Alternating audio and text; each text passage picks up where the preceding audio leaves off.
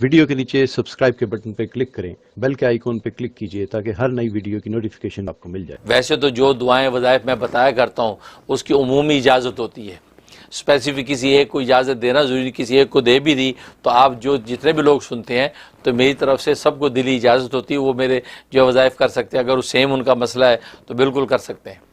الحمدللہ وحدہ والصلاة والسلام علی من لا نبی بعدہ، اما بعد۔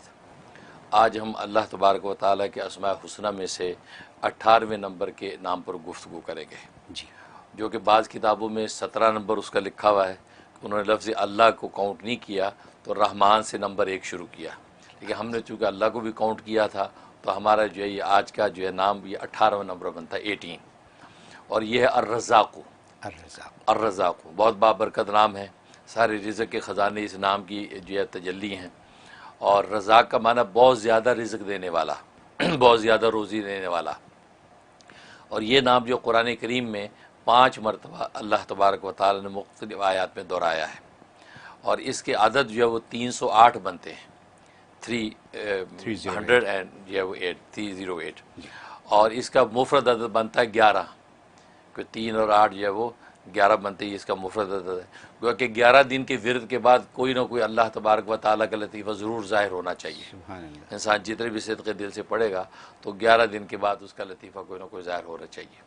تو یہ بابرکت نام ہے، اور اصطلاحی معنی میں اس رزاق کا معنی وہ ذات جس نے ہر جاندار کی، ہر مخلوق کی روزی اپنی ذمہ لے رکھی ہے، نہ صرف ذمہ لے رکھی ہے بلکہ ان روزیوں کو پیدا بھی کرتا ہے، اور پیدا کرنے کے بعد ان تک پہنچاتا بھی ہے مخلوق تک، بھلے وہ مخلوق کہیں بھی ہو ان تک وہ پہنچاتا ہے۔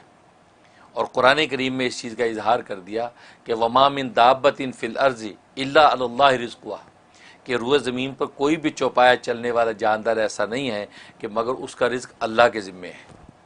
وَيَعْلَمُ مُسْتَقَرَّهَا وَمُسْتَوْدَعَهَا، اور اللہ تبارک و تعالیٰ اس مخلوق کے مستقل ٹھکانے کو بھی جانتا ہے اور اس کے عارضی ٹھکانے کو بھی جانتا ہے۔ یعنی اس میں اس بات کا اشارہ ہے کہ دنیا کے اندر اگر آپ اپنا ٹھکانہ بدلیں تو متعلقہ اداروں کو اطلاع کرنی پڑتی ہے کہ جی ہمارا ایڈریس چینج ہو گیا ہے، اب ہمارا چیک وہاں بھیجیں، ہے نا؟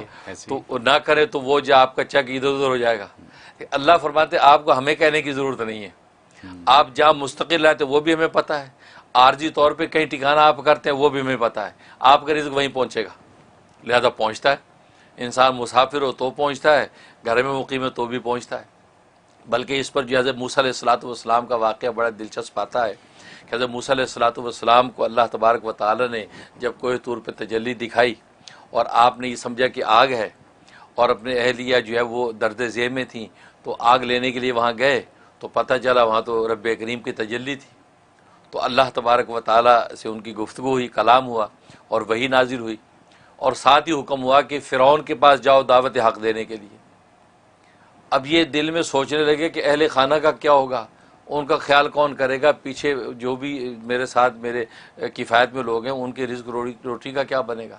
تو یہ خیال آیا تو اللہ تبارک و تعالیٰ نے فرمایا کہ موسیٰ یہ سامنے جو پتھر ہے اس پتھر کے اوپر جو اپنی لاٹھی ماری، وہ پتھر ٹوٹا، ان میں سے ایک اور پتھر نکلا، فرمایا اس دوسرے پتھر پہ لاٹھی مار، وہ ٹوٹا، اس میں سے ایک اور پتھر نکلا، فرمایا تیسرے پتھر پہ پھر مارا تو ٹوٹا، اس میں سے ایک چھوٹا سا کیڑا جس کے منہ میں سبز پتا ہے، وہ غذا ہے وہ کھا رہا ہے، اور یہ ترانہ پڑھ رہا ہے کہ سبحان من یرانی و یعلم مکانی، کہ پاک ہے وہ ذات کہ جو مجھے دیکھ رہی ہے اور میرے اس ٹھکانے کو بھی جانتی ہے، وہ یسمع کلامی، اور میرے کلام کو بھی سنتی ہے، وہ یذکرنی ولا ینسانی، اور مجھے یہاں پر بھی یاد رکھے ہوئے ہے کہ مجھے رزق پہنچا رہی ہے اور مجھے بھولی نہیں ہے۔ سبحان اللہ۔ تو اللہ تبارک و تعالیٰ فرمایا موسیٰ میں اس کیڑے کو یہاں خوراک پہنچا سکتا ہوں تو تیرے اہل خانہ کا میں کفیل نہیں ہو سکتا، تم پریشان نہ ہو، تو میرے کام میں لگ، میں تیرے کام میں لگوں گا۔ تو مطلب یہ اللہ تبارک و تعالیٰ کے رازقیت کا عالم ہے کہ جہاں بھی ہوتا ہے اسی جگہ رزق پہنچاتا ہے۔ اس لیے علماء نے لکھا ہے کہ رزق کی 2 قسمیں ہیں، ایک رزق خاص ہے، ایک رزق عام ہے۔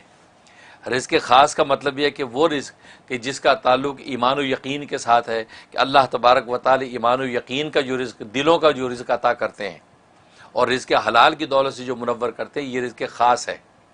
اور ایک رزق عام ہے کہ جو دنیا اور سامانوں کا جو رزق ہے یہ اللہ تبارک و تعالیٰ بلا تفریق کافر مومن سب کو عطا کرتے ہیں، لیکن رزق خاص جو ایمان و معرفت کا رزق ہے وہ صرف اللہ تبارک و تعالیٰ مومنین کو عطا کرتے ہیں، اور اہل ایمان کو اللہ یہ توفیق دیتے ہیں کہ وہ رزق حلال کی کوشش کرتے ہیں۔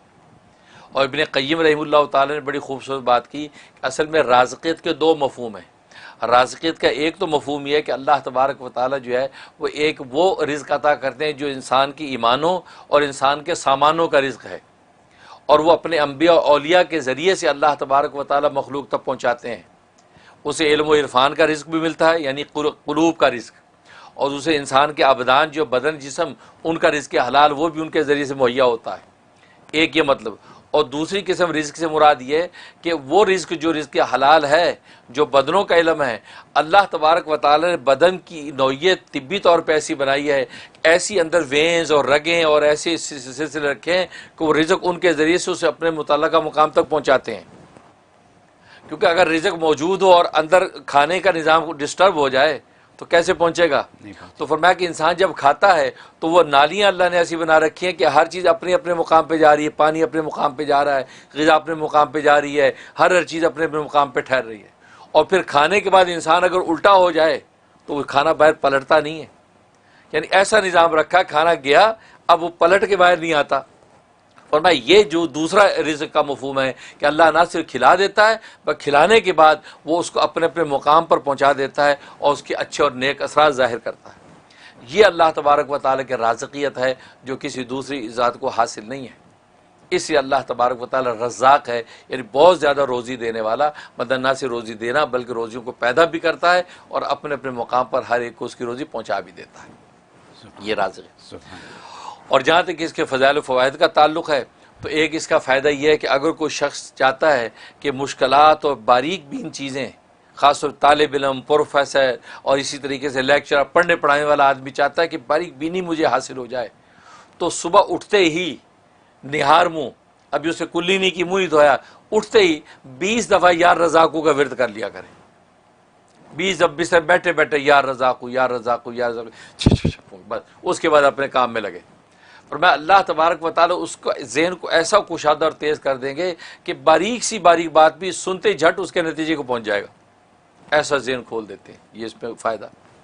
اور دوسرا فائدہ یہ ہے کہ اگر کوئی چاہتا ہے کہ گھر کے اندر رزق کی فراوانی ہو جائے اور گھر سے بیماریاں اور آفتیں نکل جائیں اور گھر جناب جنت نظیر بن جائے، تو فرمایا کہ وہ شخص روزانہ صبح کی نماز پڑھنے کے بعد، فجر کی نماز کے بعد اپنے گھر کے چاروں کونوں میں 10 مرتبہ یا رزاق کو پھونک دیا کرے، اور اس کونے سے شروع کرے جو کونا جو قبلے کی طرف سیدھی طرف ہے۔ اگر قبلہ ادھر ہے تو سیدھی طرف کا کونا وہ ہے، تو سب سے پہلے اس کونے پہ کھڑا ہو کے یا رزاق 10 دفعہ پڑھ کے 3 دفعہ پھونک دیا، پھر الٹی طرف آ جائے، پھر 10 دفعہ پڑھ کے اس کے بعد یہ پیچھے کی طرف آ جائے 10 دفعہ پھر اس طرف، تو گویا کہ چاروں کونوں پہ 10 دفعہ پھونک دیا کرے تو گھر میں رزق کی فراوانی ہو جائے گی، غیب سے رزق آئے گا اور کوئی بیماری گھر میں نہیں ٹھہرے گی۔ ایسا زبردست فائدہ ہے۔ واہ حضرت، یہ جو رزق کی جو آپ نے آج تعریف بیان کر دی ہے، رزق خاص، رزق عام، اور اس کے علاوہ جو آپ نے اتنی ایکسپلینیشن دے دی ہے، یہ پہلے نہیں سنی کسی، میں نے نہیں سنی، اور مجھے یقین ہے کہ ہمارے دیکھنے والوں میں سے بہتوں نے اس کو نہیں سنا، نہ اس کو سمجھا۔ آج جو یا رزاقو کے اوپر جو بات ہو گئی ہے، اگر ہم اس کو اپنا لیں واقعی تو ہمارا تو بیڑا پار ہے، سب مسئلے حل۔ یہ اگر میں انگریزی میں کہہ دوں کہ آج آپ نے $1 ملین سولوشن دے دیا۔ صحیح بات ہے۔ کیونکہ اگر فجر کے وضو سے پہلے 20 دفعہ پڑھ لیں، کتنے 2 سیکنڈ لگتے ہیں، 2 سیکنڈ، ٹھیک ہے، وہ پڑھ لیں، پھر اس کے بعد سنتوں اور فرض کے درمیان 550 دفعہ پڑھ لیں، ٹھیک ہے، اور پھر اپنے گھر کے چاروں کونوں میں اگر آپ پڑھ کے پھونک مار دیں 10 مرتبہ، 10 دفعہ، کیا دیر لگتی ہے، ٹھیک ہے۔ تو یعنی یہ ساری آپ کی جو برکتیں ہیں وہ آپ نے اکٹھی کر لیں، جانماز پہ بیٹھے بیٹھے ہو سکتی ہیں ساری، ٹھیک ہے۔ اور اس کے بعد پھر مریضوں کے لیے بھی ہو گیا، دولت کے لیے بھی ہو گیا اور قرب اللہ خاص بالکل اس کے لیے بھی ہو گیا. بالکل. تو اور کیا کرنا ہے ہمیں؟ اور کیا چاہیے؟ صحیح اور بات. کیا چاہیے ہمیں؟ بالکل ٹھیک ہے. تو سب کچھ تو ہو گیا. الحمدللہ. یہ اتنی باتیں اور اتنی قیمتی باتیں، سبحان اللہ سبحان اللہ. مجھے یقین ہے کہ دیکھنے والے اس سے بہت فائدہ اٹھائیں گے، میں بھی اٹھاؤں گا، آپ سب بھی اٹھائیے گا.